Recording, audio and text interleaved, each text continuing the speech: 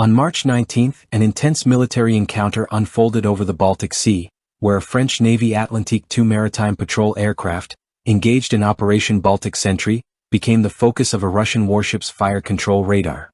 This action, interpreted as an act of intimidation, further exacerbates the ongoing geopolitical tensions between France and Russia in the region. The French Armed Forces General Staff (EMA) views such radar illumination as a direct threat since it represents the final targeting phase before a potential missile launch. This alarming event closely follows a similar incident in January when another Atlantique II was targeted by a Russian S-400 air defense system based in Kaliningrad. As part of its mission under Baltic Sentry, a NATO-led initiative, the Atlantique II was actively monitoring vital underwater infrastructure amidst rising concerns over potential sabotage in the region. The French military swiftly condemned this provocative act, labeling it an attempt to undermine the principles of free navigation in international airspace. Nevertheless, the aircraft's crew remained composed and executed their patrol without escalating the situation. The EMA has acknowledged a rising frequency of such confrontations, reflecting the evolving strategic landscape in the Baltic region. Flight tracking data revealed key details about the aircraft's movements. Departing from Lanbihau Naval Air Base in France at 6:40 a.m., the Atlantique II arrived at Nordholz Naval Air Station in Germany at 8:50 a.m. After a brief stop, it resumed its mission over the Baltic Sea, where it remained operationally active.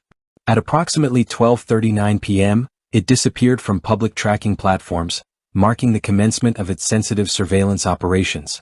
After a total flight time of nearly 5 hours, the aircraft reappeared and later returned to base at around 8:18 p.m. The use of fire control radar in such scenarios is highly significant. Unlike standard surveillance radars, fire control systems directly lock onto a target, guiding potential missile engagement. Though no weapons were discharged, the incident highlights the severity of the encounter. France, maintaining its strategic posture, proceeded with its operations undeterred by the provocation. Several motives could explain the Russian warship's decision to lock onto the French aircraft. It might have been a deliberate signal of military deterrence, discouraging foreign surveillance in sensitive areas. Alternatively, the Atlantique may have been operating at low altitudes, gathering intelligence on the warship's activities. Another possibility is that the French aircraft approached another Russian vessel, prompting an immediate defensive response. This incident is part of a series of recent escalations. On January 17, an S-400 system in Kaliningrad targeted another Atlantique II in a similar manner. Additionally, on March 4, a Russian Su-35 flanker conducted aggressive maneuvers against a French Air and Space Force MQ-9A Reaper drone over the eastern Mediterranean. French Defense Minister Sébastien Lecornu condemned these actions as reckless and unprofessional, reiterating France's dedication to maintaining open access to international airspace and maritime zones. The Atlantique II remains an essential asset in France's strategic military operations. Developed by Brigade d'Essai Aviation, this specialized maritime patrol aircraft is equipped with advanced anti-submarine warfare technology and cutting-edge surveillance systems. Its Iguan radar, featuring 360 degrees coverage, infrared sensors, and magnetic anomaly detectors, enables precise detection of submerged threats. Furthermore, its electronic warfare suite allows it to intercept and analyze enemy radar emissions.